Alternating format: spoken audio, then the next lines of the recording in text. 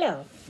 I want to take some time today to talk about posing babies and setting up something that looks very professional without having to have a studio and all the fancy extras that maybe a photographer would have. I have a little shelf here where I keep like my knits and things, and I have an area. This is natural light that comes in a window. It's really all you need is a place that has a nice window. This one's a little on the small side. You can do this at your kitchen table. You can do this in your living room. You could do this in your kitchen. You could go into your bedroom. You could go into a little office or any little room you have. So I just want to kind of encourage the ability to do this. And I'm going to show you a few tricks of the trade this morning on some things that you can do to set up and make a place look really nice for your baby. So I'm going to start here with this wall. And I want to show you, like I have a few of these backdrops, but I want you to see the size of this. Like, it's not huge. Like when you go into a studio, you know, where you're paying hundreds of thousands of dollars for things. So this is a backdrop. It's made like kind of out of a vinyl thing. And on the American market, these can run about $30 to $50. On the Canadian market, they can run about $50 to $60, $65. There's a few sites you can get them on. I could put a link below of a couple. But another place to keep your eye open is Marketplace, Facebook Marketplace, and such, because a lot of photographers like to shift and change these things up. So, okay, so we paid $30 or $40, or if we bought it on Marketplace, we paid $20 for our backdrop. But we don't have the pipes, we don't have the tubes, we don't have all the things, all the fancies that these people have. So, what we're going to use? Masking tape. Now, it's really important that you buy this lovely green tape, or what's called painter's tape, because it won't take the paint off your walls.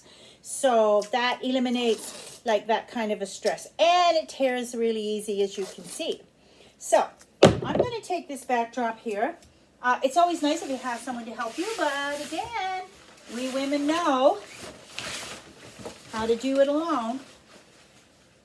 After you carry and cart your kids and open doors with your hips and teeth and packages and whatnot, when you have your little ones, I tell you, you multitask like nothing. So a little bit of tape up here and get it up. And the thing will be important if it has lines like this one does, is to certainly get it up there even, like so. So now I'm going to take this. I was going to drop it in the back of the, I'm on a dresser here. See, a big old dresser downstairs in the basement. So now I'm going to let that backdrop fall down into there and try to, I should have that over this way a little bit more. So I'm just going to take the time here. I know I worry about taking too much time, but let's just get her up there so you can really see. And see, I even got a plug in there. It's not going to matter. I'm just going to cover that up. Big thing is keep them lines pretty good.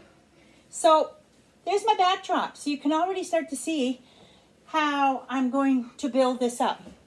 Now, I want to talk to you about blankets and props and things like that. You can use a lot of what you have around the house. Scarf from Superstore. You can even tell I use it with the knobbies in the hair.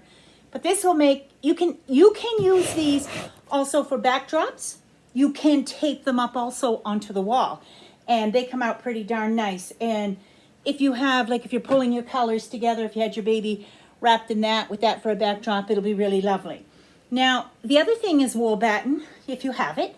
If you don't have it, then you don't have it. But, you know, just things that you might have around the house that might work. Another form of scarves is knits. Knits are fun. Knits have beautiful texture. They take nice pictures, and the babies look nice. And then there's these, look how tiny that is, that little square. And I mean, that'll come out. You can use that for a backdrop too, also to lay your baby on. And these things come out beautiful in photography, and they're cheap. Like you can usually buy these for $10, $12. You can go on Etsy.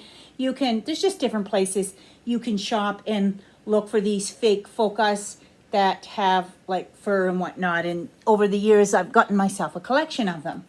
So now we have a backdrop and a place that's going to look kind of cool to pose our baby. So that was simple, that was easy, that was not expensive, and it can be fun. And you know, you invest, like you would invest less in this sometimes than a beautiful high-end outfit that you buy for your babies. So I'm going to bring little Sam in. Here he is. Okay, little Sam. So I'm going to lay Sam down here. And I know you can use round cushions, you can use pillows, you can use those boppies that you use for nursing. Any of those things that can support and hold your baby will make it really nice. Now you can, you know, he's cute enough, like just here into this little boppy itself as such. But it's easy to get any kind of material. You can, you know, we all have blankets. Like goodness sakes, a dollar store will sell blankets for $4.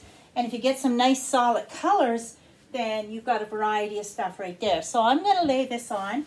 Just going to give you an idea here what's going to happen. And then I'm going to get little Sam in. Now, one thing about photography of the reborns that becomes really, really important is never shoot up their nose like this. Don't see those nose holes. Figure out a way to turn your baby or turn your camera so you don't shoot up those nose, and your pictures will be way more professional looking. So here we have Sam, and quite often to avoid shooting up the nose and up the face this way is to bring the little face forward.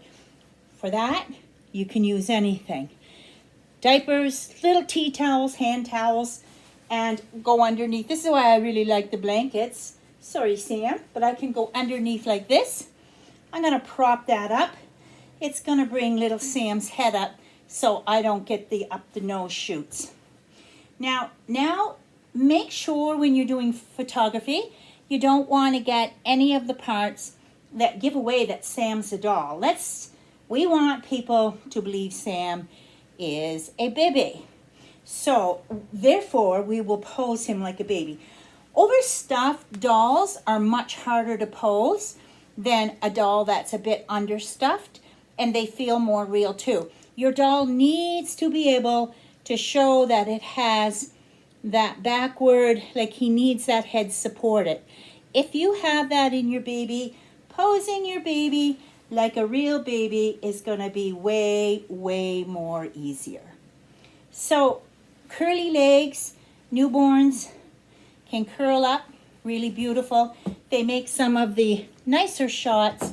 So now you see the backdrop. You can see that there's a blanket out here. We know we don't want to shoot up his nose. We know we don't want to show any of his stuffies. We want Sam to look as real as possible. Knits have nice textures, come out nice in pictures, things that match those knits. So here we go. So with Sam, you know, we will watch out for shadows too. See how that's shadowing on his face? So try not to let any shadows come down. Using the natural light can kind of make that easier. So I think as the basic, not to shoot up the nose. Turn the baby, like make sure you get that real look of the baby.